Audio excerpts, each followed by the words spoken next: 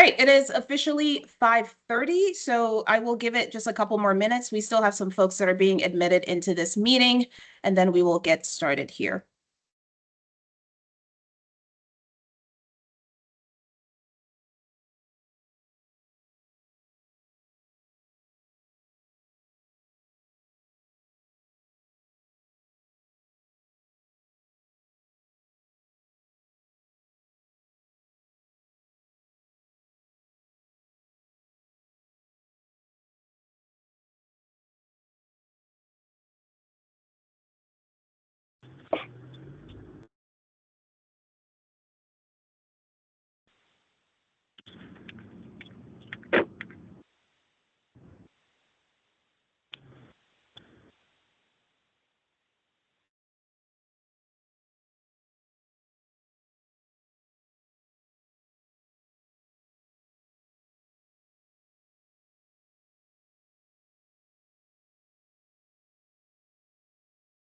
All right, I believe I have admitted everyone that was in the waiting area here for the most part. As people are coming in, you may hear the ding here. But I just wanted to get you all started. My name is Aisha Bo, and I am the Communications and Public Affairs Director here with the Department of Public Safety Communications and Emergency Management. And I would like to welcome you to the 2025 Inauguration Volunteer Briefing. Now, as you may have seen in the invite, we are holding two of these sessions. The first one today, January 13th, starting at 5:30. That should take about an hour here, so I will make sure that I'm mindful of your time. And then if you have anyone in your group who was not able to make this meeting, there will be another volunteer briefing that'll be held on January 15th, and that one will be happening during the workday here. All right, and we wanted to begin this briefing, but by first of all, thanking every single one of you. So represented here tonight with our volunteers and staffing is the CERT. They are the Community Emergency Response Team. We also have the MRC volunteers that are here with us tonight, and then also our partners at the Department of Human Services, DHS, who also have staff that will be taking the time to help us serve the ESA for the inauguration. So I want to thank you all for joining us tonight. And of course, thank you again for taking the time to be a part of such an important initiative in making sure that we are keeping Arlington safe.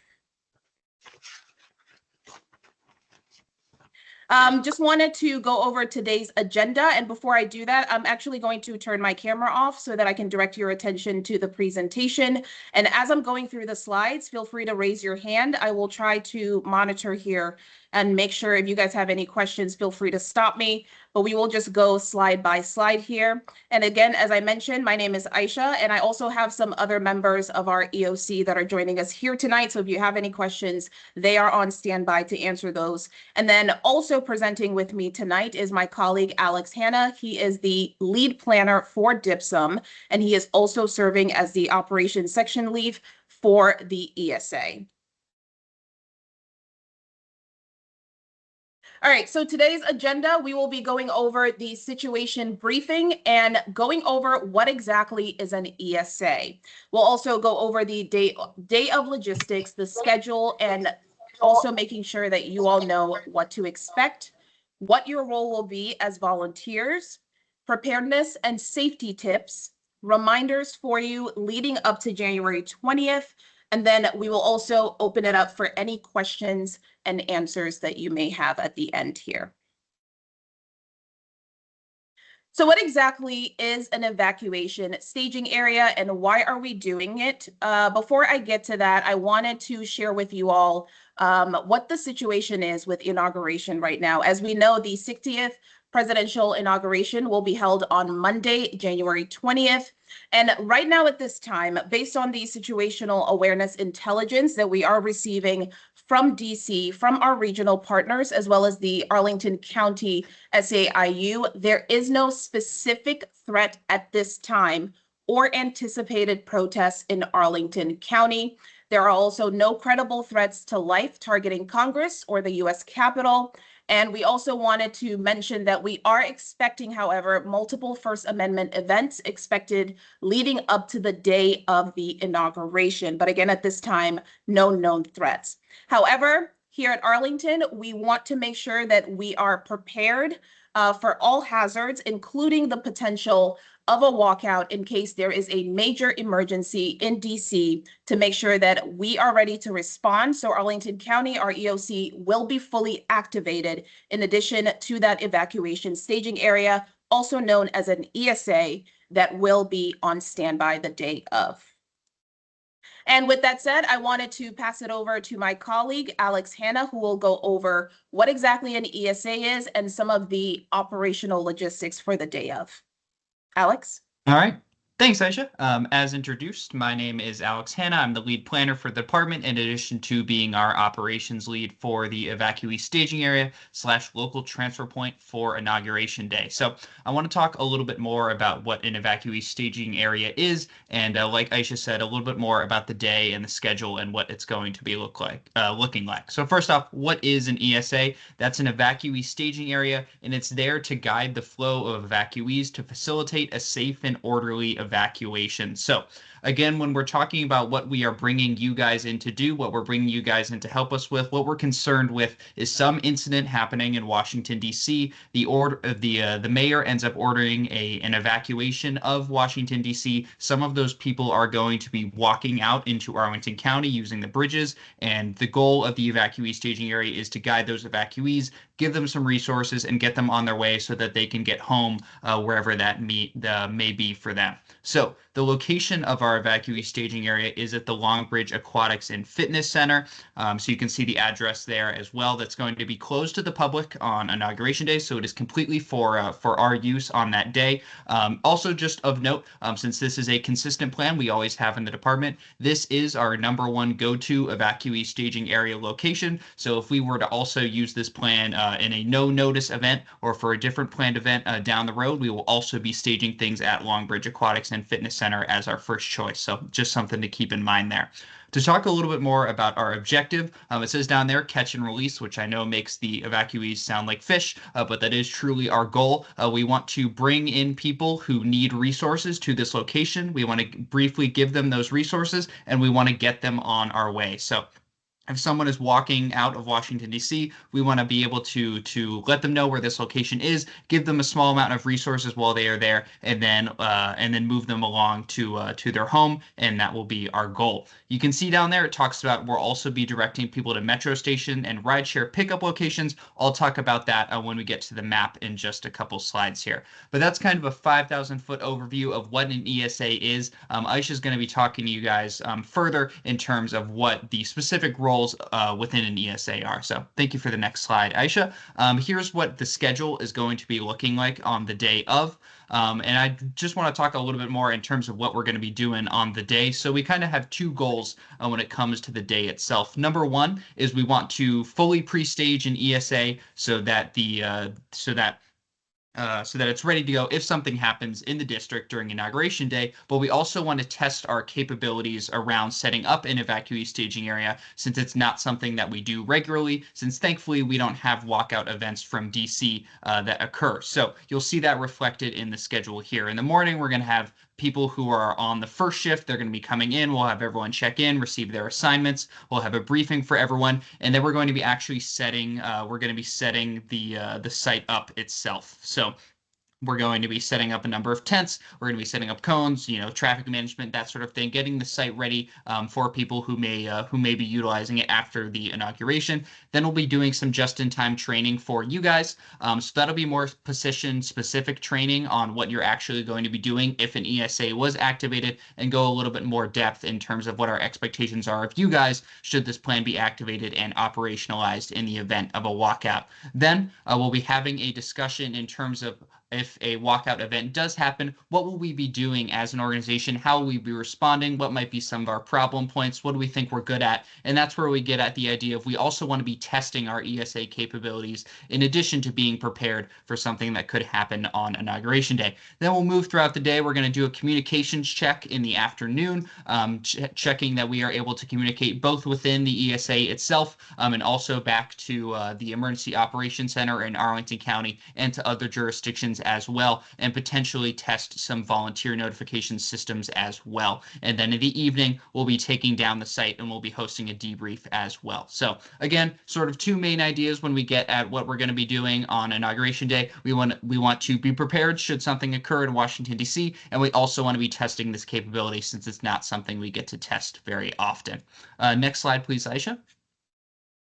To go a little bit more into the map and kind of what it all looks like, how it's all going to fit together, you can see there at the top right corner, that's the Longbridge Aquatics and Fitness Center. And the next slide will be a little bit more zoomed in on it. But this is the wide view in terms of how people are going to be walking. So those blue arrows that you see on the screen are going to be the flow of pedestrians, and the orange arrows are going to be the flow of buses as they potentially pick people up from the ESA and take them out. So you can see there that people are going to be walking down on 395, and then they'll then be exiting off of 395 down there on the left-hand side. You can see it. That's Ead Street. That's where they're going to be exiting, and that's where they're functionally going to be coming to a decision point. So once they get down onto Ead Street, they can either go right, and they'll be directed to the metro station that's down there. There will be a rideshare area down there where people can order Ubers, Lyfts, if that's something that's available, and they can also be picked up by family members if their family members are able to pick them up. Or alternatively, they can turn left and make their way up to the Evacuee Staging Area, which is where we are going to be waiting for them. So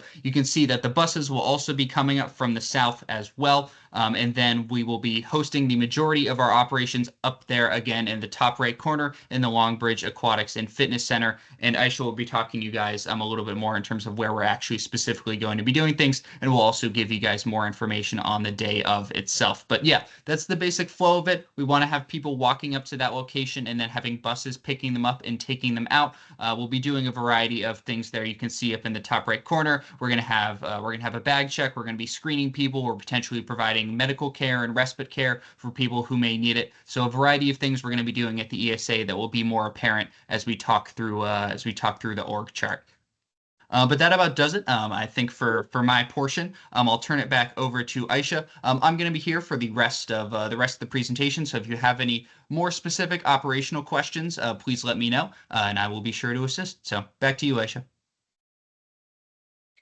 Thank you, Alex, for that information. So right now we are going to shift to some day of scheduling for each of your respective groups. So starting with CERT volunteers, as you know, if you are joining this call already, CERTs will be working with 3 different shifts. And I wanted to bring your attention to that 7 a.m. time. I believe the original time that was put in the request was 6:45, and that was to account for you all being able to get to the site, to park, and be able to report in. That has been bumped to 7 a.m. The briefing will not start until 7:30, so you may arrive at the site at 7 a.m. instead of the earlier time of 6:45, and I will make sure to follow up with an email to make sure that you all have received that message. The second shift will begin at 10:45, and that is to allow that built-in 15 minutes to do a shift exchange, and then that last shift starts at 2:45 and will end at 7 p.m. And keep in mind, the ESA, again, will be open starting at 7 a.m. There will be a 7:30 briefing with our command staff that'll be on site. And then CERT volunteers, if you are on the wait list at this time and your name is not in this shift here, remember that you are on standby only and you do not need to report in person unless there is a request for additional support. Up next, MRC volunteers. If you are joining us from MRC, all volunteers from MRC that are signed up right now will be on standby. You will be contacted if the ESA does activate or if you are required on staff. So make sure that you have your communications open there. And then MRC volunteers, You may also be contacted as a part of that communication check that Alex mentioned happening at 2 p.m. And it will be clearly communicated to you if there is a real world incident going on or if it's just a part of the exercise. And last but not least, the Department of Human Services volunteers that will be joining us, staff, I should say. Those of you that are signed up for in-person, that shift will be 7 a.m. to 7 p.m. And then on standby, again, 7 a.m. to 7 p.m. Now, keep in mind, those in-person designations, of course, those are based on your discussion with your leadership, and they may be subject to change. So make sure that you have that confirmed. And if you have any questions, you are free to contact our operations lead for that day for the ESA. That is Alex. His email is right here. If you do not have that, feel free to check the chat. I will make sure to drop it in at the end of this call. All right, so it's the day of inauguration. You are reporting for your shift. Where do I park? The good news is that this does fall on a holiday, so the site will not be open to the public the day of, so you are free to park at the site at the Longbridge Aquatic Center, and there is plenty of parking that should be available on the day of. You do not need any sort of pass or anything of that nature. And then once you park and you have arrived, you will then move on to the check-in process. Please make sure that you check in at the center when you arrive, regardless of which group you are joining us from. The volunteer and check-in point will be inside of the Longbridge Aquatics and Fitness Center, and it'll be clearly marked over here, as you can see, but there will be someone from the command staff to make sure that you get where you need. And again, you must check in at the check-in site when you arrive at the ESA. And once you arrive, we will make sure that you receive any supplies that you need for your assigned role. Some additional information here. If we are to activate, here's what you can do if you need a break, some information about food, and then also access to the restroom. Keep in mind that volunteers will be inside, outside of when we set up the ESA, you will be inside the Longbridge Aquatic and Fitness Center unless there is an incident that we are responding to and the ESA is actually activated and in use. The ESA will also have tents, tables, chairs, heat, and electricity if, again, there is a real world incident going on, and make sure that you are checking in with your lead if you are in need of a break, and make sure that you do not leave your post unattended without communicating with your supervisor. There will be food and drinks available on site. That includes a meal during your shift. As Alex showed us there in the ESA schedule, we will be providing lunch if you are on site for lunch. There will be snacks and water that will also be provided. And if you need to use the restroom, the center does have plenty of restrooms for you to utilize as indicated here inside. So once you walk in the center, you will be able to see that there is a restroom right there in the lobby that you will be able to utilize. And then if you are in need of additional restroom, that can be found inside of, again, the Longbridge and on the fields. And last but not least, I wanted to mention porta-johns will be available. And again, this is in case of a real life incident that is happening. Just wanted to give you all also the overbrief of the organizational chart and where you fit in and how that all fits in to this activation here. So in command this day will be our ESA manager that'll be managing that site. And again, Alex Hanna will be our operations section lead. And as you can see, most of you will be reporting up to him there. And then we also have an ESA logistics lead. And that is applicable if you are on the logistics staff. But as you can see here, most of these positions lead up to the operations section lead. And so when in doubt, make sure that you are checking in with your group leader who will have a direct line of communication with the operations section lead.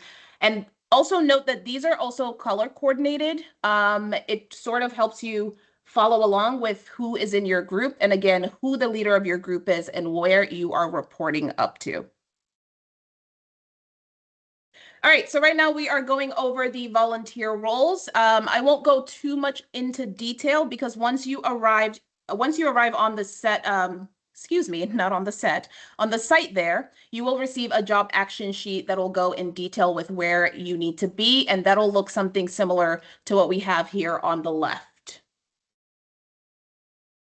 And when you arrive on scene, once you have checked in, you will then receive your supplies that are relevant to the job that you are being assigned to.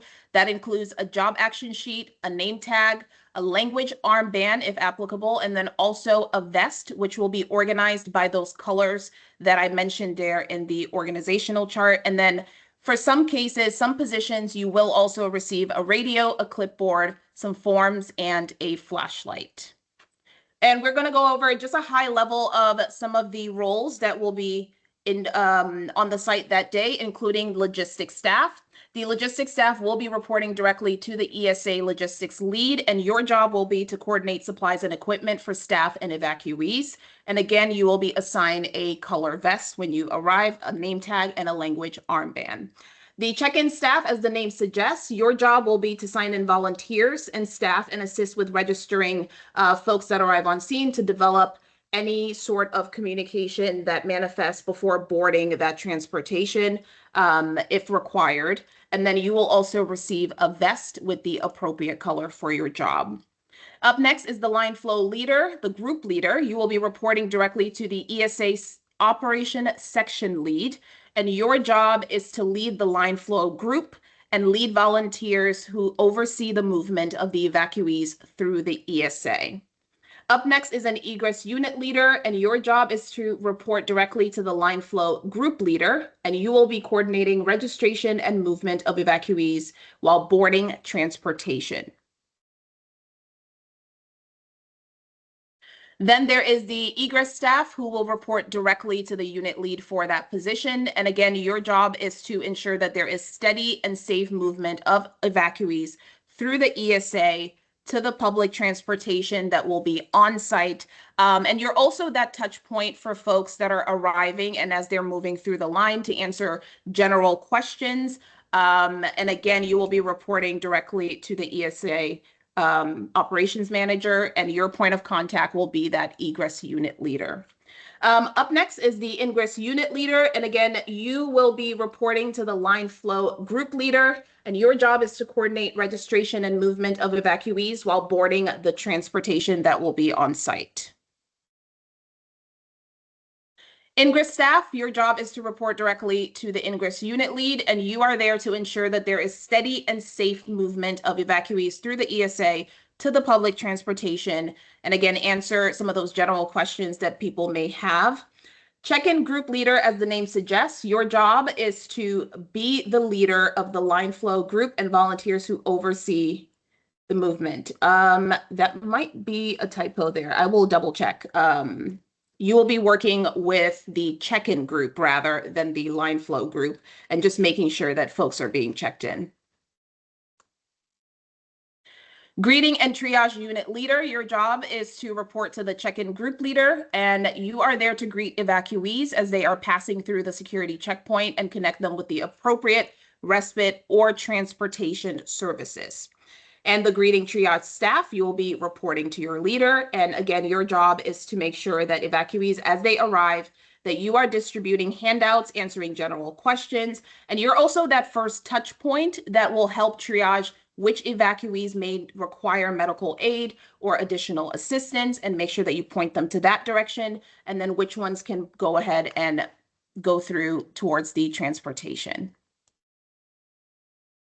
And then we also have some additional assistant unit. That group will be reporting to the check-in group lead, and you are there to provide support to evacuees with access and functional needs. And then that group, again, will be reporting to the check-in group lead, to the assistant unit leader rather, and they are there to provide support to clients with action and functional needs. The respite group leader, you are there to report directly to the operation section lead, and you are there to coordinate mass care services for evacuees. Behavioral health unit leader, you will report to the respite group leader, and your job is to coordinate mass care services for evacuees as well. Behavioral health staff, you will be reporting to your lead. And again, similar to the past group there, you will be there to coordinate mass care services for evacuees. Transportation group leader, you will be there coordinating transportation assistance and shelter services, including the sorting, the queuing, and the department. As the name suggests, just helping folks get onto the transportation that they need. And then the sorting unit lead will coordinate transportation assistant and shelter services, specifically sorting the evacuees and organization of sorting unit volunteers as the last job as well there. And then the sorting staff, you will be reporting to the sorting unit lead. Queuing unit lead, you are there to coordinate transportation services assistance as well. And then the queuing staff, you will be there reporting to the queuing unit lead as well. Departure unit lead, you will be there helping with that transportation assistant, and then the departure staff will be reporting to the departure unit lead. All right, that was a mouthful. I know that. So again, you will receive those job action sheets when you arrive on site. So don't feel like you have to remember everything that I just said there. It is winter, so we wanted to give you all an idea of what the weather may be like that day, just so that you can prepare. We will be inside, but in the case we are dealing with a real life event, we will be outside. And I just wanted to make sure that you all are keeping the weather in mind and making sure that you are dressed appropriately. So here are some preparedness and safety tips for you. If you're trying to decide what should I wear if I'm volunteering this day of, layers are your friend. Wear at least 3 layers of loose fitting clothing. And that'll give you the option to make sure that you are staying warm when you're outside. You want to make sure that you have a hat handy or some sort of hood to keep your body warm. It's also a good idea to make sure that you have some insulated gloves and just make sure that you have some comfortable, insulated, and waterproof footwear with appropriate socks. Some more preparedness and safety tips for you. What should you bring the day of? So if you are a member of CERT, please remember to bring your yellow vest. You may bring any sort of personal medications that you may need, any sort of personal ID, credit, debit card, cell phone, some sort of charging bank for your cell phone, and then some hand warmers in case you are outside for a long period. And then just any sort of bag or fanny pack where you might want to keep your personal supplies. We will provide snacks for you, but if you have any dietary restrictions and just want to be on the safe side, you may bring some snacks as well. All right, just wanted to go over some quick reminders for you. Again, make sure you bring your volunteer kit if this is applicable to your organization. For CERT, make sure that you bring your CERT ID and your vest, and then any personal items you may need the day of for everyone. Be sure you are dressed appropriately for the weather. And if you have any questions, you may contact your volunteer coordinator with any of those questions, any dietary needs. And I am going to put that here on the screen. So for CERT, right now I'm serving as the interim CERT coordinator. If you have any questions, feel free to email me. In the notice, your task force leads are also available to you. That contact has been provided for you. So feel free to reach out to them. I'm also in contact with them so they can get that information to me as well. And then for MRC, your contact will be Michael Fletcher. And for DHS, your contact will be Krishna King. All righty.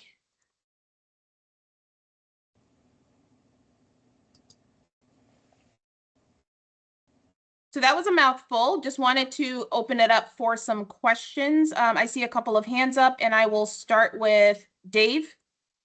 Hi, Dave. Phew, boy, I'm having a tough time today. Hi, Aisha, it's Dave. Hello. Do I understand correctly Mhm. that every single person who shows up to work already is assigned to a position? Yes. So our operations lead has gone through and has placed people in positions, but please make sure that you still check in. And Alex, feel free to jump in on that question there. You will be assigned a position, but again, once you get in, you will check in and then be given your job action sheet to then be able to proceed. Great. That's what I thought. Thank you. No Yep, that's problem. correct, Aisha, just to verify. Thank you. We have a question from John. Hi, sure. I've got a quick question. Mhm. I just want to confirm that you want us to bring our CERT bag with us, the thing with the gas shutoff tool and that kind of thing, or is that not what you meant? You simply meant a backpack with some of our personal goodies in it. snacks, Yeah, so hand warmers, that kind of thing. yes, so mainly your ID, just so you have that identification, and then also your vest, so that we Okay. could make sure that you are identified as well too. And then And a any hat? personal items that you feel you may need during those hours. Okay, what about our CERT hat? We have green helmets. You don't need your helmets, and I Okay. will leave the CERT hats optional. Okay. Thank you. No problem. Alex? Just a reminder, I know, hi, I'm Alex, by the way. Just a reminder, if anybody has a real world emergency yourself, please say out loud real world emergency in the group, because once again, we are, we don't want you guys to be tired. Just a safety precautions. And if you do have allergies, feel free to email your joint task force leaders, ESA, because, the last thing I want is someone having a medical emergency in our group, and then that's a disaster itself. So, reminder, that's all I have to say. Thank you for those reminders. And yes, very good point to remind folks that your task force leads will be on site. So if you have any questions, any concerns that come up, please make sure that you are checking in with them. Just wanted to double check. John, is that a hand raise from last time? And Dave? It is, and I'll find a way to turn it back. No problem. The second question, Aisha, where physically will persons be loaded onto buses to depart the area? Yes, let me see if I can pull up the map. Hopefully I can explain this. So the site is pretty much broken up in 3 sections. So there's that area where the fitness center is, and then as you're walking down, you'll walk past the fields, and then there's also a parking lot that is right past the field. So if we are in a real life situation, the buses will be directed into that parking lot, and then we will do the busing triage from that spot. Okay, so that's Aisha? that's Yes. to the south. There's the aquatic center to the north. To the south of that is a soccer field or something, and then just to the south of that is that parking lot that you just mentioned. Is that correct? Yes. Thank you. Okay, just one clarification. We are not going to use the bus for the parking lot. The loading of the buses will be along Long Bridge Drive by the soccer field. But it'd be between the parking lot and the aquatic center. Sounds good. Did you, Yep. was that? Thank you, David, for that clarification. All right, Catherine, you had a question? Sure, just a quick one. And hi, everybody. For those I haven't seen face to face, this is Catherine Aubie, so I'm your CERT Activations co-lead. Big thanks to everybody who has signed up to volunteer and help with this activation. Aisha, I know we talked before about sign-ins for CERT members, and I wanted to see, will we be able to have an iPad on site so that folks can sign in directly there on VHub and log their hours, or should CERT be handling that separately? What's your preference? So I think it'll be easier if we do the check-in through the check-in lead, and then I can also go back and make sure to enter it in Volunteer Hub. But let me follow up with you on that and see if I can get you an iPad, because that might cut out the middleman, aka me having to go back on VHub. So I will put a note down for myself and double check if we can get you an iPad, if that's a lot easier. That would be Yep. super, and we can definitely follow up online. But one of the reasons, and I wanted to talk about this in the group too, is that we also expect those who are task force leaders, deputy task force leaders for CERT, they have responsibility for physical accountability for the people on their shift. And so having that sign-in mechanism for the CERT there also will help them in that job. So, okay, that sounds good. We'll follow up separately. No problem. And if I can't get you an iPad, maybe we can do a physical sign-up sheet. That's good. Okay. Watkins Gray. Hi, how are you? Good, how are you? I'm good, thanks. I'm scheduled to be one of the task force leaders for the transportation in the morning. Mhm. Could you send me a list of people who are supposed to be on my team? I saw the master list of who's supposed to be in the morning, but it doesn't break it down into transportation versus the flow. I guess I don't know what the two parts are. Yeah, Alex, is I that can something take we can this. provide them? Yeah. So yeah, I just got, I think like 30 or 40 minutes ago, the list of all the task force leads. So my plan was for later in the week to send out communication to all of the task force leads who will be leads on the day, giving them a little bit more information on their roles and also who will be part of their staff. So yes, that will be provided to you sometime this week. So monitor your email. Thanks a lot. Appreciate it. Yep. Thank you, Alex. All right, I'm scrolling through my screens here. I don't see another hand up, but just wanted to offer up again, once again, if anybody has any questions.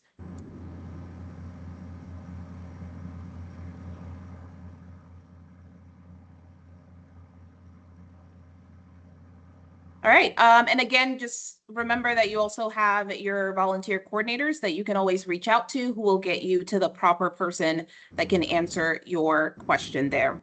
And once again, we just wanted to thank all of you for taking the time to go over this volunteer briefing. And once again, thank you for choosing to volunteer to make sure that we are staffing the ESA and keeping Arlington safe and making sure that we are ready to respond in case of a walkout.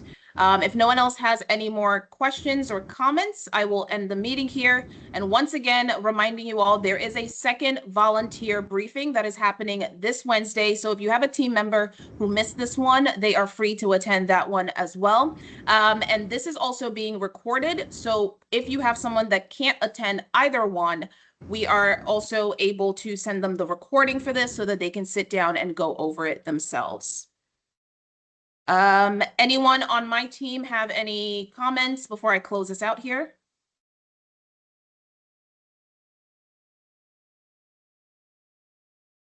All right, with that, thank you all so much, and I hope you have a good rest of your evening. Thank you. Thank you, Aisha. Thank you all. This was great. Bye-bye. Thank you. Thank you. Thank you.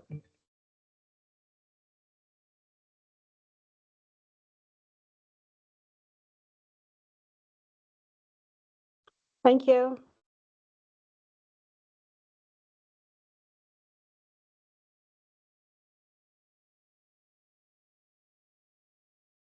Thank you.